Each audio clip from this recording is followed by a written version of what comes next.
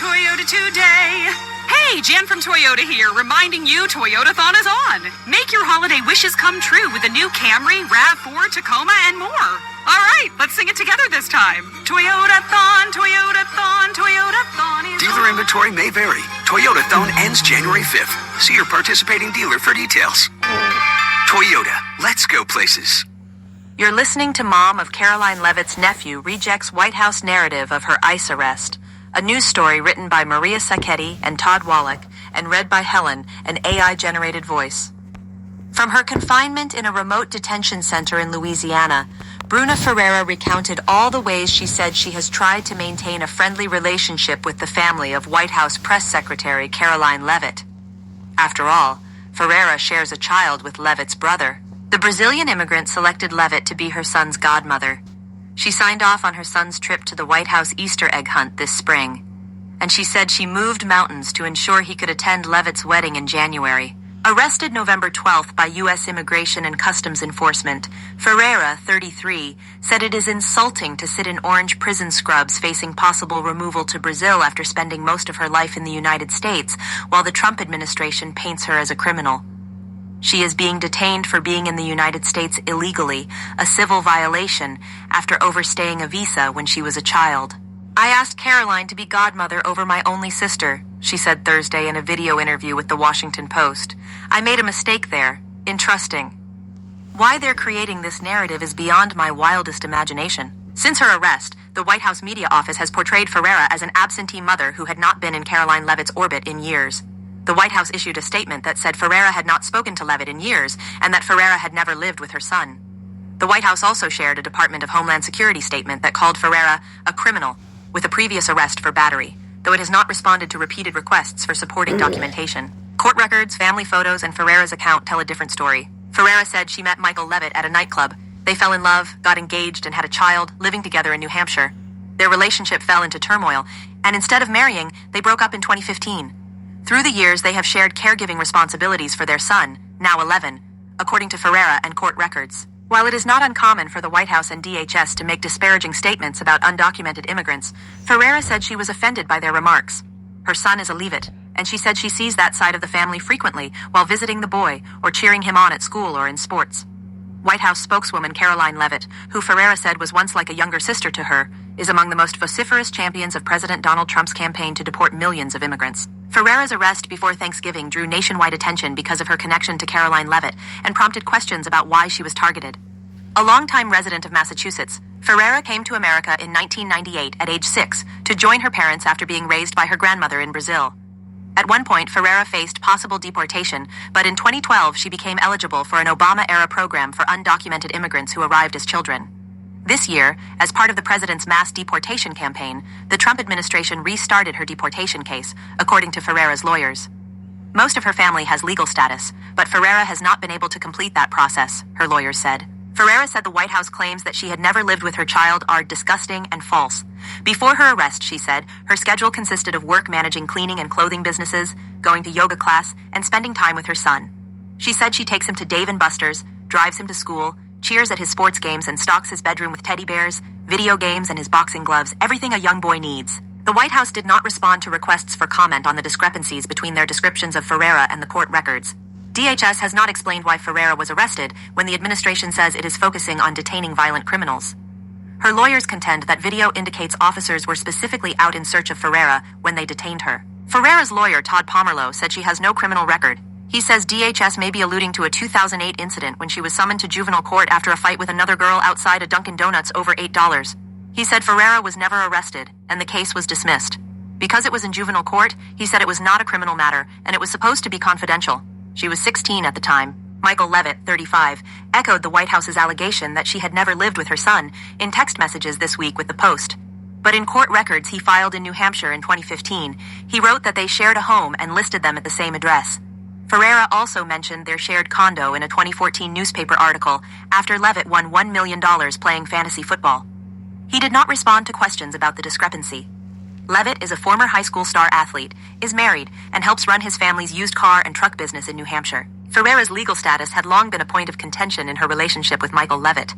After they broke up, Ferreira said in court records that Michael Leavitt had in the past threatened to try to get her deported. In the text messages, Michael Leavitt denied seeking to have Ferreira deported. "I had no involvement in her being picked up by ICE," he wrote Wednesday to the Post.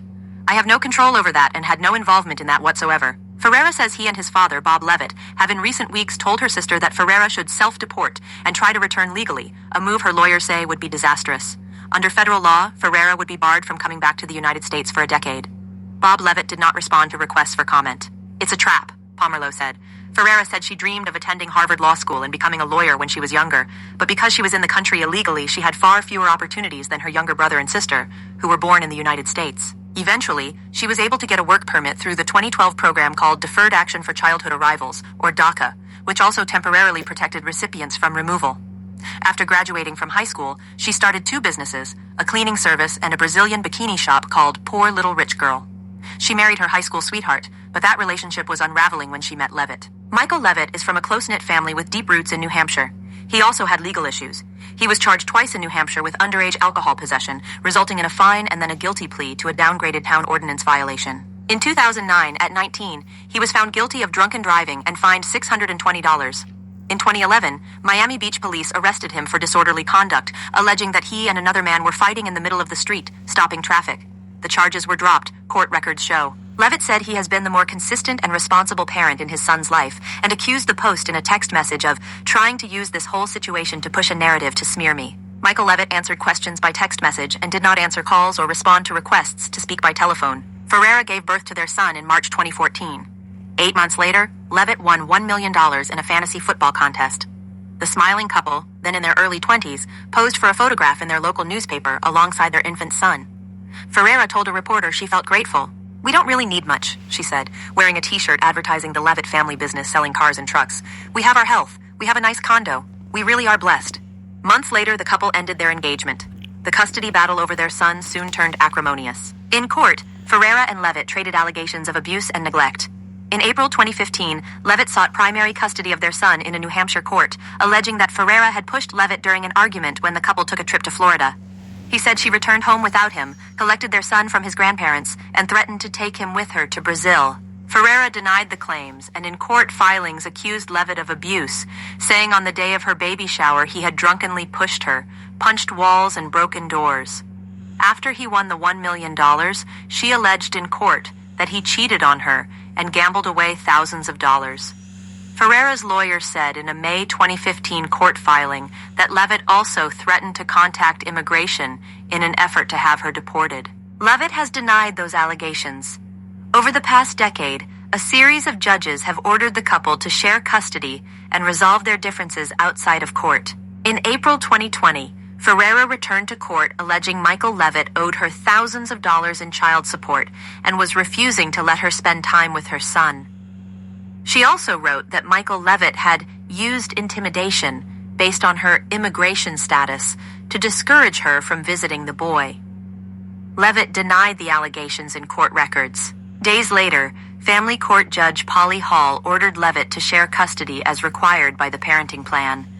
In 2021, the couple agreed their son would live with his father during the week while he attended school in New Hampshire. Ferreira would visit and take him home with her most weekends, court records show. Ferreira also had permission to take him to Brazil during summer vacation and to secure dual citizenship for him there, court filings show.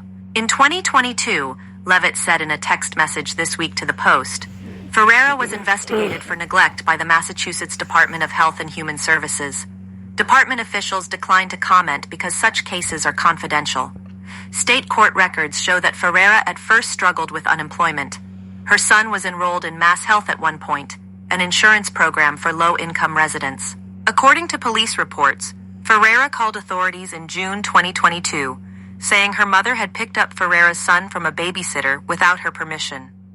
Police alleged Ferreira's mother told them she was worried about the conditions and that Ferreira had left him with strange men. She turned him over to Leavitt's father. Police records allege that Ferreira had been living in squalor in a once stately mansion in the coastal Massachusetts town of Cohasset. Officers said they found rotten food in the fridge, trash piled up, and only some rooms had electricity and running water. Ferreira told Cohasset police that she had taken a job as a caretaker in the house with broken windows and doors in exchange for free rent. She said she'd left her son in the care of a friend while she went on a job interview. Police said they did not file charges against her, and she said they could leave the child with his grandfather. In an interview with the Post, Ferreira's mother, Selma Valeriano, denied telling police she was worried about her grandson. She said she had gone to check in on him out of an abundance of caution because her daughter had struggled to find childcare and left him with a friend that Valeriano did not know. She took the boy to McDonald's and then arranged to drop him off with his grandfather. In the interview from ICE detention, Ferreira described the incident as a big misunderstanding, at a time when she had just left a relationship and her life was in flux. Michael Leavitt said in a text message that the episode was pretty frightening stuff and an example of his concerns about leaving his son in Ferreira's care. Bob Leavitt, his father, did not respond to requests for comment, but Ferreira said her home life is more stable now. She is in a solid relationship and lives in a safe home for her son. Michael Leavitt did not raise the incident in their New Hampshire custody case, and Ferreira's visitation rights were unchanged. Via text, Leavitt said he wants Ferreira to have access to their son. "I want my son to have a relationship with his mother as I always have shown that," he wrote. But that would be difficult if Ferreira is removed from the country, her lawyers said. On November 12th, Ferreira said, she had dropped off her son at school in New Hampshire. She was arrested that afternoon when she said she was leaving to pick him up. "The thought of my son waiting for me at the school car pickup line and having no one to be there to pick him up is the thing that I keep replaying in my head," she said, wiping away tears. "It's just very unfortunate that this is the way that things have transpired." Afterward, she said ICE shuttled her like cattle to Vermont, Philadelphia, Texas, and finally to Louisiana, where she spends her days surrounded by hundreds of other women facing deportation. After Telemundo, a Spanish-language TV station, broadcast her case, she said detainees peppered her with questions about her relationship to Karoline Leavitt. "Why are you here? Did she put you here?" she said they asked, referring to the press secretary. "Did she not like you?" "Your guess is as good as mine," she said, she responds.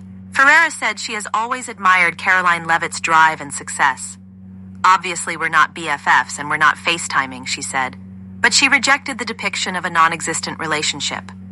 Ferreira said she could not recall when they last spoke, but said she met Karoline Leavitt's now husband and is constantly in the family's orbit because of their son. Her lawyer, Pomerleau, said it is false that they have not spoken in years. A video of Ferreira's arrest obtained by TMZ shows her pulling out of a parking lot in front of her home in the Boston suburb of Revere when 4 unmarked SUVs surrounded the car and prevented her vehicle from leaving. Officers surrounded her and quickly led her away in handcuffs. Ferreira said that she was driving a borrowed car and that Bob and Michael Leavitt were among a handful of people who knew her schedule and where she lived, though she does not know whether they had any role in what happened. She said her mind often wanders to earlier that morning when she drove her son to school and he lingered in the car beside her. He told her, "Mom, just 5 more minutes." "No, honey," she recalled saying, and pressed him to get to class on time. Now she wishes she had let him stay. She said she has been unable to speak with him since then, despite multiple attempts to reach him through Michael Leavitt, who did not respond to questions about the calls. "He needs me right now, tucking him into bed and taking him shopping for Christmas," Ferreira said. "He doesn't need me in 20 years. He needs me now." Aaron Schaefer and Arelis R. Hernandez contributed to this report.